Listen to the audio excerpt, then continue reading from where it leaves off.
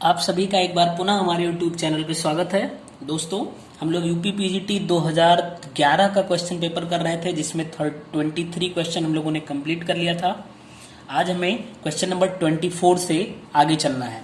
देखिए क्या है, क्वेश्चन नंबर 24 है RCOCl। एक रिएक्शन आपको गिवन है RCOCl, वापस से CH2N2 gives out A, again heat किया गया इन presence of Ag and H2O, और यहाँ पे प्रोडक्ट बना B।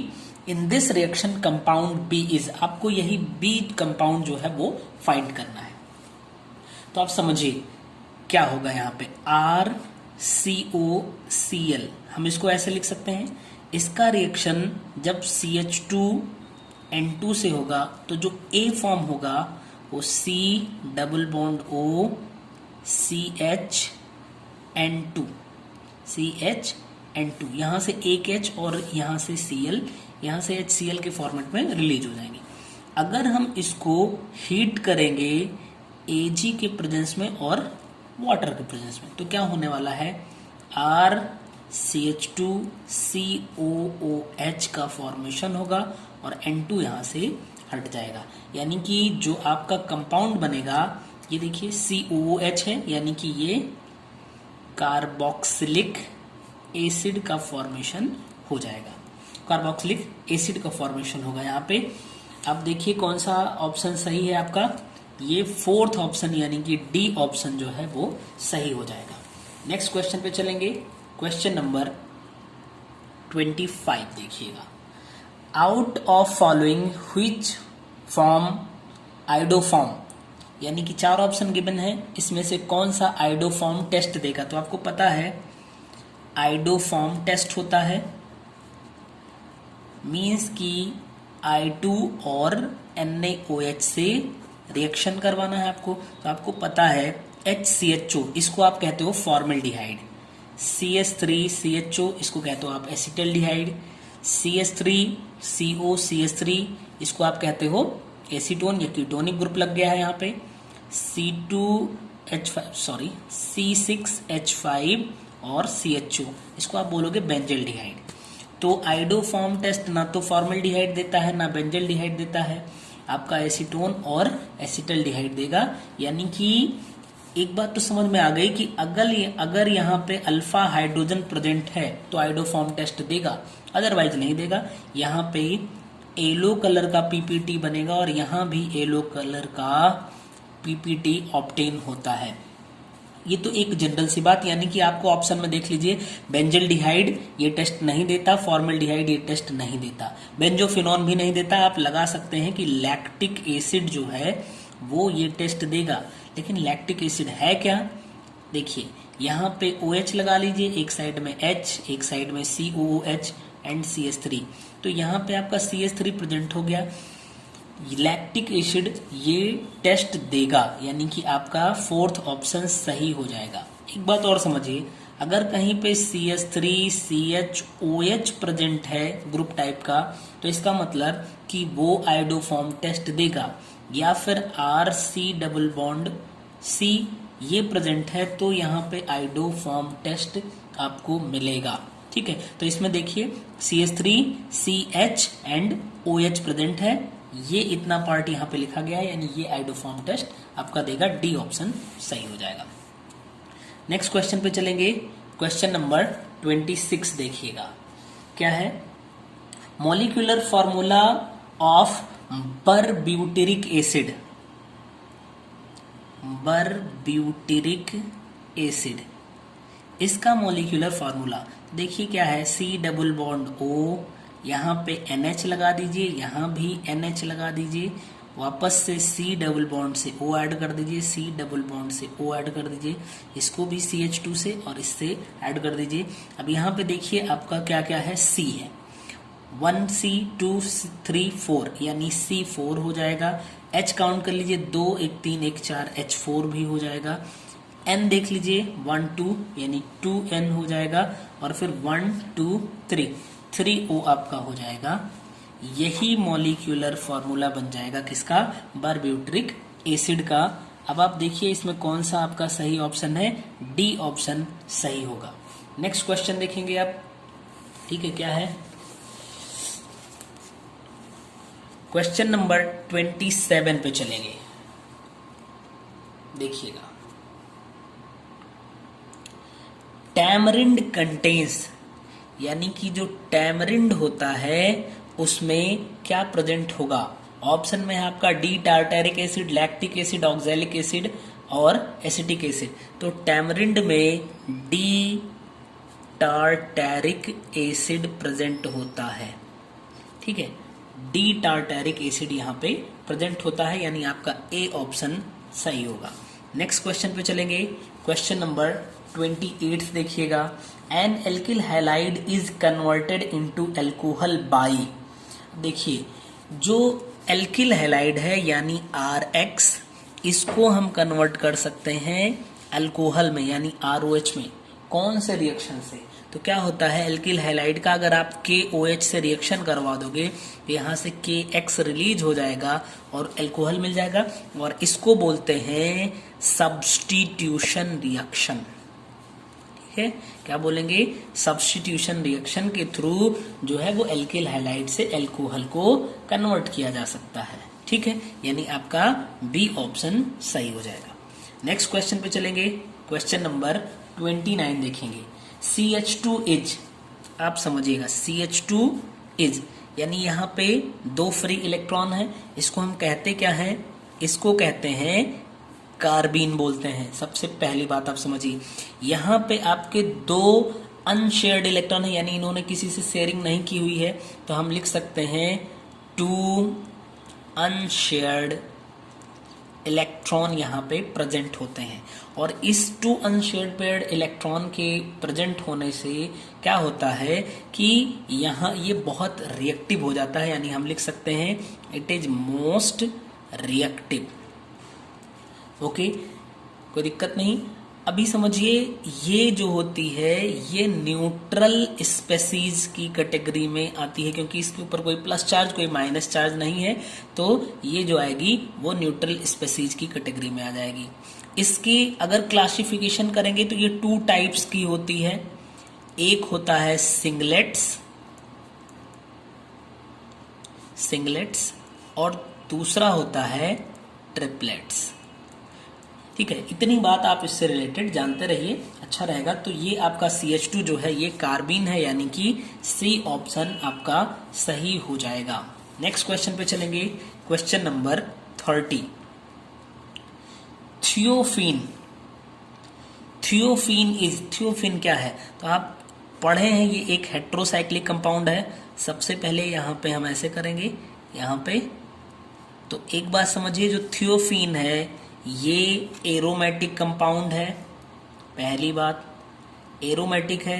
दूसरी बात ये हेट्रोसाइक्लिक है।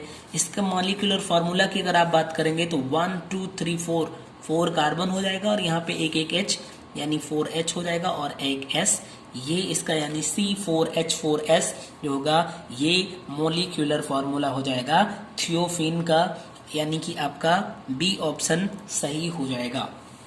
नेक्स्ट क्वेश्चन पे चलेंगे।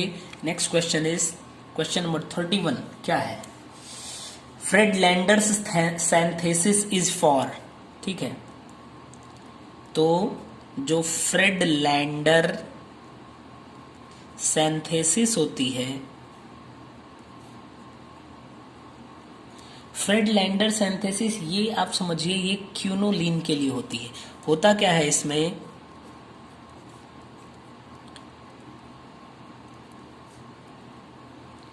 इसका क्या नाम है, इसका नाम है 2 अमीनो बेंजिल्डिहाइड, 2 अमीनो बेंजिल्डिहाइड, ठीक है। इसका रिएक्शन हम एसिटल्डिहाइड से करवा देंगे, यानी कि CH3 double bond O and H, acetaldehyde से हम इसका बेसिक मीडियम में रिएक्शन करवाएंगे। तो बनेगा क्या, ये तो आपकी रिंग है ही, यहाँ से यहाँ पे N आ जाएगा, आप यहाँ पे कर सकते हैं, ठीक है। यानी कि ये है आपका क्विनोलिन। ठीक, तो फ्रेडलैंडर सिंथेसिस है ये क्विनोलिन के फॉर्मेशन में यूज होती है। यहाँ पे वाटर मॉलिक्यूल का H2O मॉलिक्यूल का एलिमिनेशन हो जाएगा, ये अंडरस्टूड सी बात है, इसको आप जानते रहिए। तो देखिए कौन सा सही होगा, यानी बी ऑप्शन आपका सही हो जाएगा। नेक्स्ट क्वेश्चन देखेंगे।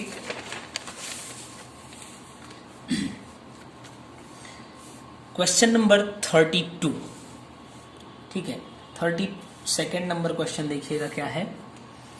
Which is used in Scraups synthesis। तो ये एक बार और क्वेश्चन आ चुका है। ठीक है, Scraups synthesis क्या होता है? Scraups synthesis में इसमें ले लिया जाता है एनिलीन। सभी लोग समझ रहे होंगे, यहाँ पे NH2 लगा देंगे, ये एनिलीन। एनिलीन का रिएक्शन हम किससे करवाएंगे? ग्लिसरॉल से, यानी CH2OH CHOH CH2OH, ये एक ट्राईहाइड्रिक अल्कोहल है।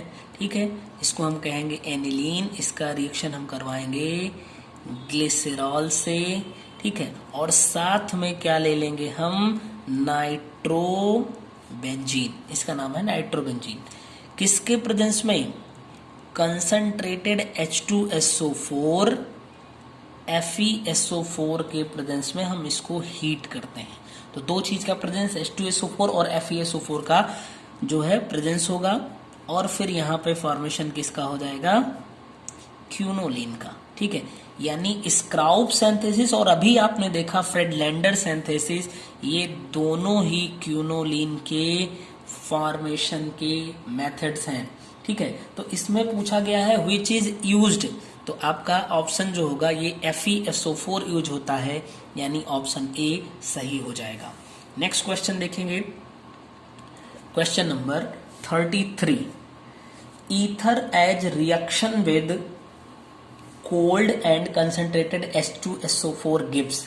तो आप समझिएगा C2H5O C2H5 जो डाई एथिल ईथर होता है, जनरल वे में इसको हम ईथर कहते हैं।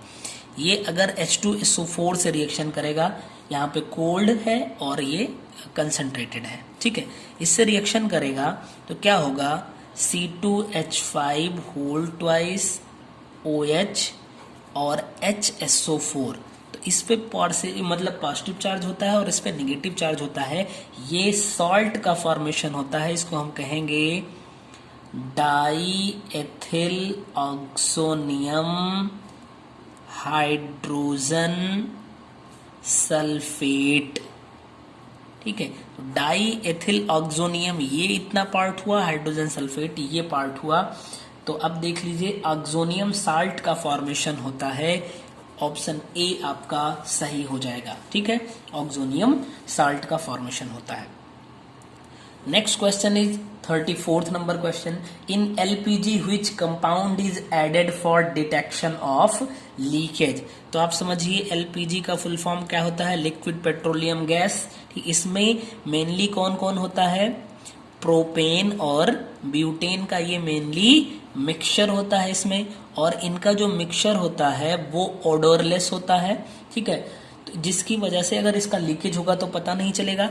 इसके लीकेज हो अगर कहीं LPG का, उसको पता करने के लिए हम किसका यूज करते हैं? C2H5SH। इसको देखिए OH को अल्कोहल कहते हैं आप, SH को ये थायो अल्कोहल आप कहेंगे, तो इसका नाम है एथिल मरकैप्टन।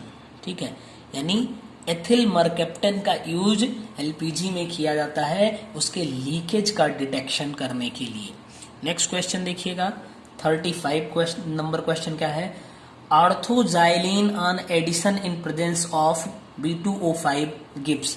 तो आप समझिएगा ये है CH3, अगर हम कर दें तो ये टोलुइन है। अगर यहाँ पे इसके आर्थो पोजीशन पे एक CH3 और लगा दें तो इसी का नाम है जाइलिन, इसी को हम बोलते हैं आर्थोजाइलिन।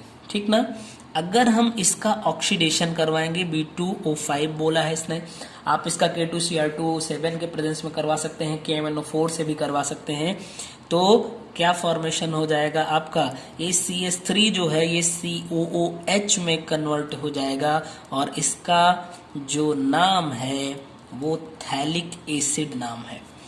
हाँ, थोड़ा सा और देख लेते हैं इसको थोड़ा बढ़ा के, कि अगर मान लीजिए इसको हीट कर दिया जाए तो हीट करने से होगा क्या, यहां से वाटर मॉलिक्यूल का रिलीजमेंट हो जाएगा, double bond O, C double bond O।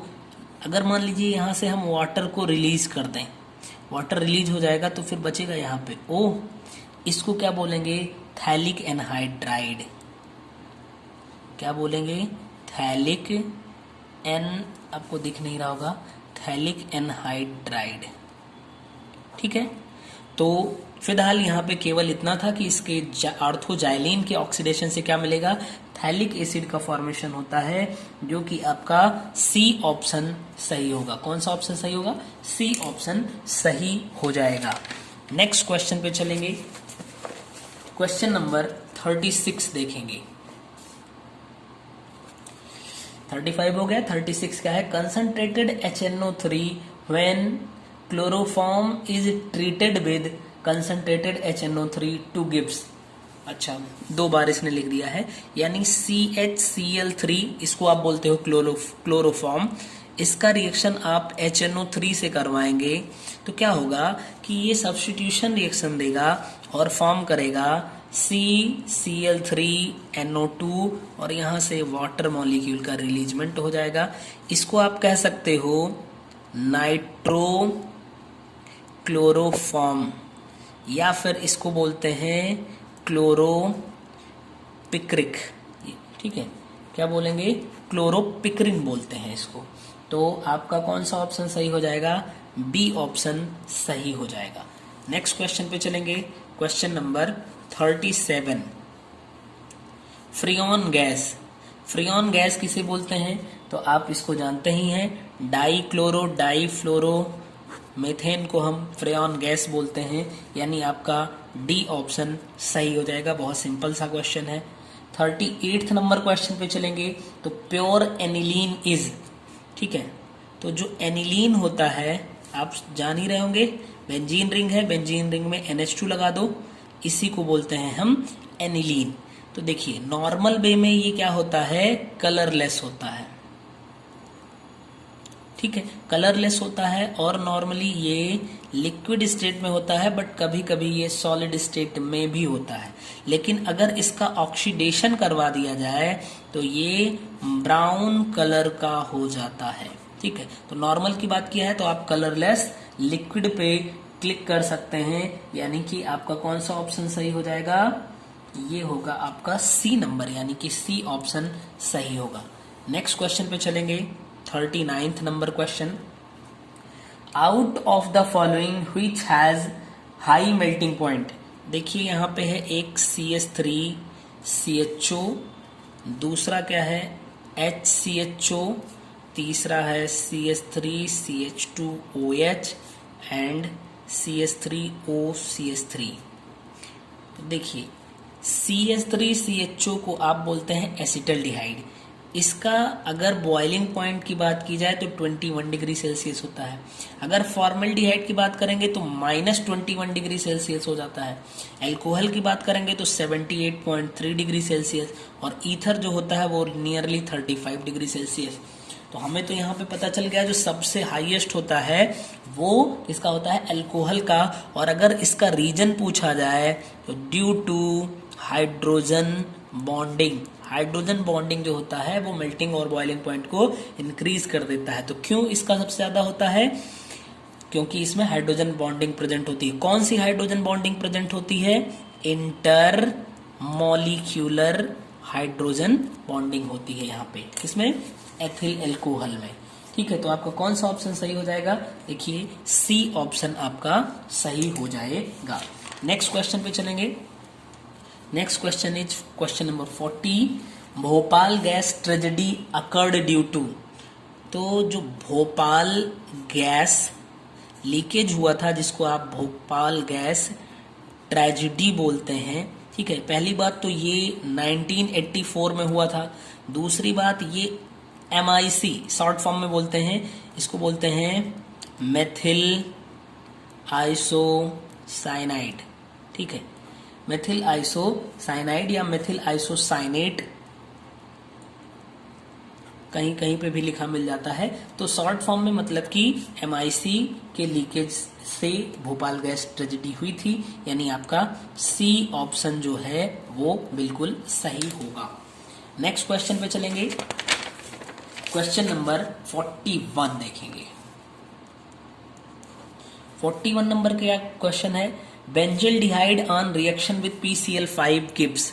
तो देखिए, एक बेंजीन रिंग बनाएंगे, यहाँ पे CHO लगा देंगे, वो भी थोड़ा अच्छे से कर देते हैं तो ज़्यादा समझ में आएगा। इसका रिएक्शन PCl5 से जब हम करवाएंगे, ठीक है, तो क्या होगा कि ये O जो है इसके साथ में हट जाएगा, यानी POCl3। अब ये जब हटेगा तो यहाँ पे आएगा क्या, देखिए CH तो है ही, यहाँ पे Cl, यहाँ पे Cl, 2 Cl आया, इसका नाम क्या है, बेंजल।